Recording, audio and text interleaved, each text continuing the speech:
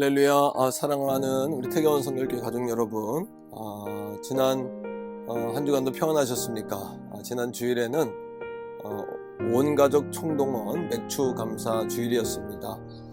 정말 감사한 것은 성도님들에게 교회에서 이제 떡도 이렇게 나눠드리고, 또 교회 머그잔도 이렇게 나눠드리고요, 도시락도 드리고, 또 우리 교사 선생님들에게는 화장품도 선물로 드렸는데 정말 풍성하고 행복한 시간이었고, 주일 사부 예배 시간에는 우리 교회 작은 목자들인 교사들의 헌신 예배가 있었습니다. 그 헌신 예배를 통해서도 정말 우리가 다시 오실 주님에 대해서 소망을 갖게 되고, 또 이렇게 주님의 오심을 기다리는 그런 마음을 갖게 되는 소중한 시간이었던 것 같습니다.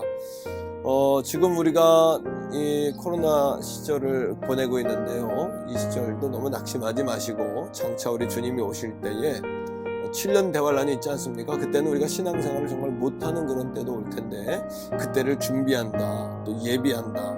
지금도 우리가 하나님 앞에 이렇게 나가지 못한다면, 우리가 그런 정말 적그리스도가 출몰하고 또 마지막 종말의 때가 되었을 때 우리 신앙을 어떻게 지키겠는가, 좀 그런 마음으로 우리 가족들이 이때를 훈련한다, 연습한다, 이런 마음으로 준비해 주시면 감사하겠습니다.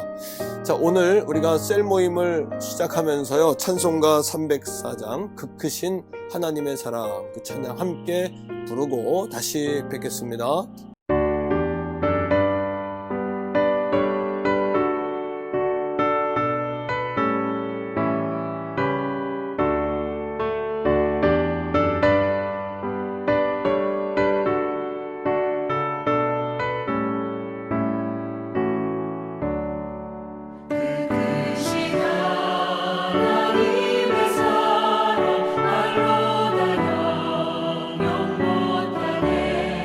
저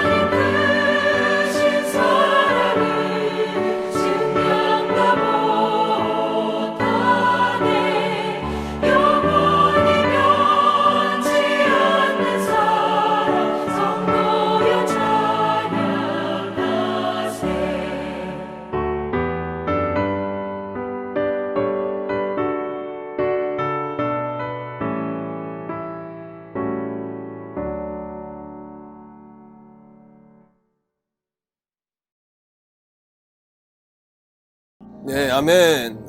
찬송가 가사 그대로입니다. 하늘을 두루마리 삼고 바다를 먹물 삼아도 정말 한없는 하나님의 사랑을 다 기록할 수 없다. 이 찬양의 가사 고백 그대로 우리의 신앙이 그러하기를 원하고요. 자, 이 시간에는 하나님의 말씀 함께 보고 오겠는데요. 신명기 16장 9절부터 12절의 말씀을 우리 함께 봉독하고 다시 뵙겠습니다. 제 16장. 7주를 세일지니 곡식의 낫을 대는 첫날부터 7주를 세어 내 하나님 여호와 앞에 77절을 지키되 내 하나님 여호와께서 내게 복을 주신 대로 내 힘을 헤아려 자원하는 예물을 드리고 너와 네 자녀와 노비와 네 성중에 있는 레위인과 및 너희 중에 있는 객과 고아와 과부가 함께 내 하나님 여호와께서 자기의 이름을 두시려고 택하신 곳에서 내 하나님 여호와 앞에서 즐거워할지니라. 너는 애굽에서 종되었던 것을 기억하고 이 규례를 지켜 행할지니라. 예, 이 시간에 우리가 신명기 16장 9절부터 12절의 말씀을 가지고 맥주절을 지키라 이런 제목으로 하나님 말씀 함께 나누려고 합니다. 잠깐 기도할게요. 사랑의 하나님 감사합니다. 오늘 맥주절을 지키라 라는 제목의 말씀을 주실 때에 맥주절에 만나자 하는 주님의 음성 또한 들려지게 하시고 영상으로 예배할 때에 우리의 잠들었던 영에 성령의 불이 붙게 하여 주옵소서. 예수님의 이름으로 감사 기도드립니다. 아멘. 오늘 말씀을 함께 나누면서요, 신명기 16장 말씀에 보면은 맥추절에 관한 말씀만 나오는 게 아니라 1절 말씀에는 6월절을 지키라 이런 말씀이 나오고요, 또 10절에는 77절을 지키라 이런 말씀이 나옵니다. 그리고 13절 말씀에 보면은 수장절을 지키라 이런 말씀도 나오고 있는데요. 자, 이 세 가지 절기는 하나님께서 우리에게 주신 꼭 만나자, 꼭 지켜서 우리 만나자 이렇게 하나님께서 약속하신 절기이기도 하고요. 자, 이스라엘 백성들이 광야 출애굽한 후에 광야를 지나는 그 삶은 사실은 이제 피난길이었거든요. 그때 하나님께서 시내산에 오르셔서 모세를 부르시고요. 그리고 모세와 약속하는 겁니다. 6월절을 지켜라. 그리고 맥추절을 지켜라. 그리고 수장절을 지켜라. 왜냐하면 너희가 노예되었다가 구원받은 것을 기억해라. 그리고 자유인으로서 첫 열매를 거둔 것을 기억해라. 1년에 추수한 것을 기억해라. 그리고 나와 만나자. 꼭 만나자. 그리고 우리 그때 그냥 오지 말고 내게 감사의 예물을 가져와라. 감사의 마음을 잊지 마라. 이렇게 하나님이 절기를 정해주신 겁니다. 그런데 여러분, 절기의 목적은 뭔지 아십니까? 그것은 15절 말씀에 나와 있는 대로 복 주실 것이니 라는 말씀 그대로예요. 그러니까 이 절기를 통해서 앞으로 하나님이 또 복을 주시겠다는 겁니다. 감사해라, 잊지 마라, 그리고 내게 감사하는 마음을 예물로 증표로 가져와라. 그러면 내가 너희를 또 복 준다. 이런 약속인 거죠. 자, 절기에는 첫 번째 이런 의미가 있습니다. 영적인 의미인데요. 절기를 펼치면 예수님의 생애가 나온다. 이런 말씀이 있어요. 먼저 6월절인데 6월절은 어린 양을 상징하지 않습니까? 어린 양을 잡아서 그 피를 임방설주에 바를 때에 죽음의 사자가 넘어간 것처럼 패스 오버라 그러죠. 6월절. 그러니까 어린 양이신 예수님을 상징합니다. 자, 77절은 뭐냐 하면요, 오늘 말씀에 나오는 77절은 바로 6월절 이후에 7 곱하기 7, 7이 7번 지나갔다는 이야기죠. 그 49일입니다. 거기 하루를 보태서 그 다음날 오순절로 지키는 겁니다. 그 오순절에는 이 땅에 예수님이 교회를 세우신 날인 거죠. 성령 강림 이후의 말입니다. 세 번째는 추수절이에요. 수장절인데 수확을 하고 창고에 저장을 하는 절기죠. 그러니까 이 저장하는 절기에 어떤 일을 진행하셨냐 하면은 바로 예수님이 이 땅에 심판해 주러 오셔서 알곡과 쭉정이를 구분하시고 알곡들을 모으신다. 예수님의 재림에 관한 절기가 바로 추수감사입니다. 다시 한번 반복합니다. 6월절은요, 예수님의 십자가를 상징하죠. 77절은요, 교회의 탄생을 상징합니다. 그럼 추수감사는요, 예수님의 재림과 알곡 추수의 관한 말씀을 이야기하는 겁니다. 자, 두 번째, 그러면 맥추절에 관해서 우리가 좀 더 알아보겠는데요. 출애굽기 34장 24절에 보면은 이 맥추절을 세 가지 단어로 이야기합니다. 자, 말씀을 보면은 첫째는 칠칠절, 두 번째는 맥추절, 세 번째는 초실절. 한 날을 다른 세 가지 의미로 이야기하고 있는데 이건 세 가지의 의미가 함께 들어있다는 또 이야기이기도 하죠. 첫째, 칠칠절은 유대의 랍비들은 이 날을 하나님과 이스라엘 백성이 결혼한 날인데 이렇게 이야기합니다. 왜요? 광야 피난길에서 50일이 되었을 때에 시내산에서 하나님이 율법을 주시거든요. 십계명을 주지 않습니까? 그때 너는 내 백성이고 나는 너희 하나님이다. 이렇게 언약을 하신 거거든요. 이거를 결혼으로 비유한 거죠. 두 번째, 오순절은 바로 신약의 칠칠절이고 맥추절인데요. 오순절에는 교회가 탄생했습니다. 교회는 예수 그리스도의 신부 아닙니까? 그러니까 이 맥추절의 참된 의미는 너희는 하나님의 신부다, 이런 의미를 가지고 있죠.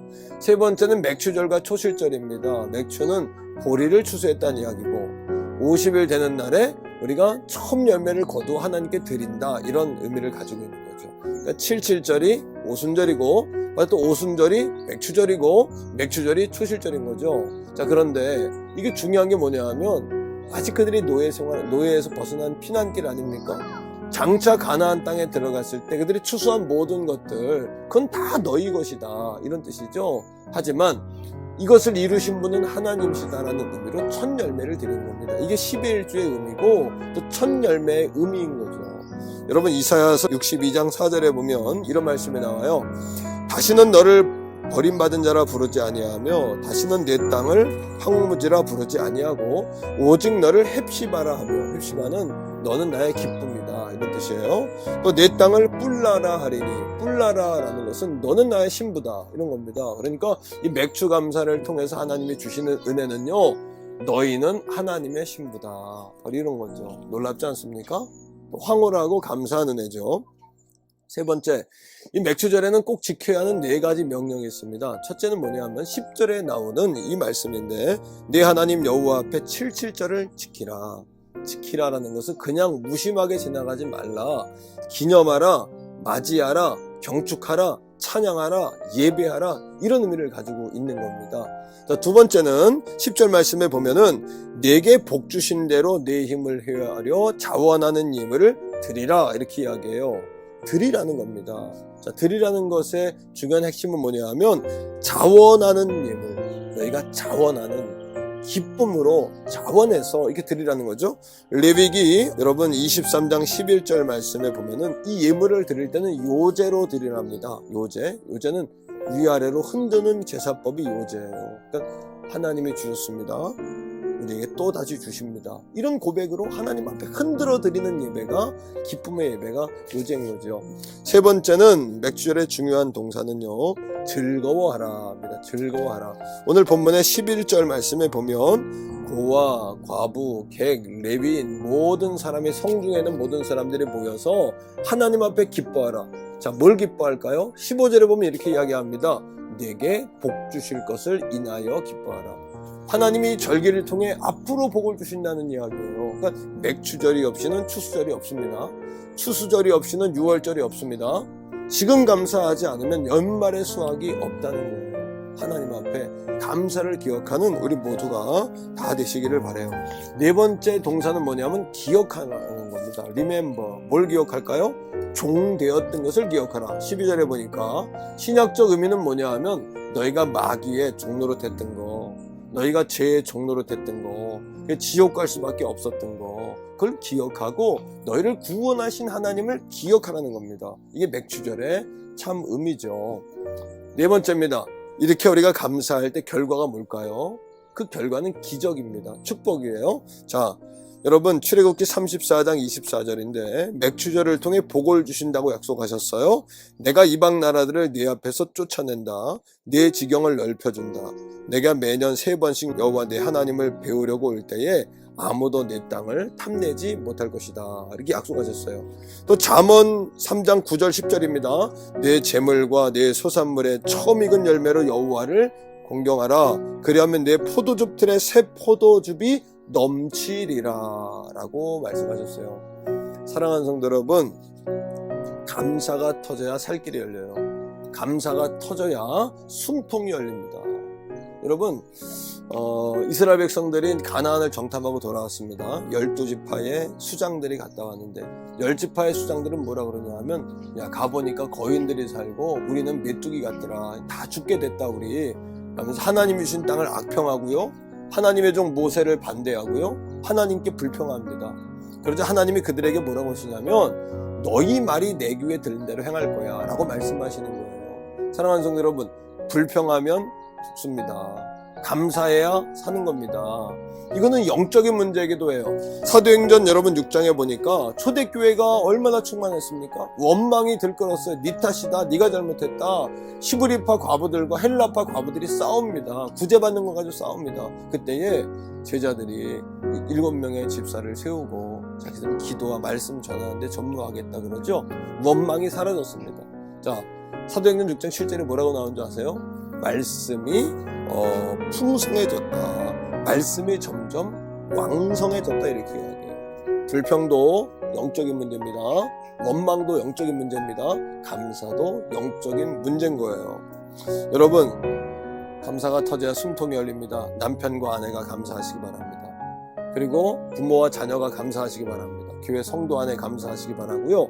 또 우리 모든 지도자들이 이 우리나라 민족의 감사운동이 일어날 때 우리나라가 다시 살아나고 교회가 살아나고 가정이 살아날 줄로 믿습니다. 자, 이 한 주간 우리가 감사의 영성, 감사의 고백을 가지고 돌아오는 주일을 기다렸다가 다시 주님 앞에 힘써 모여 예배할 수 있는 우리 모든 가족들이 되기를 주의 이름으로 축복합니다. 할렐루야. 자, 이 시간에는 같이 한번 기도하는 시간이에요. 우리 주여 한번 간절히 부르고 우리 부르짖어서 기도하겠습니다.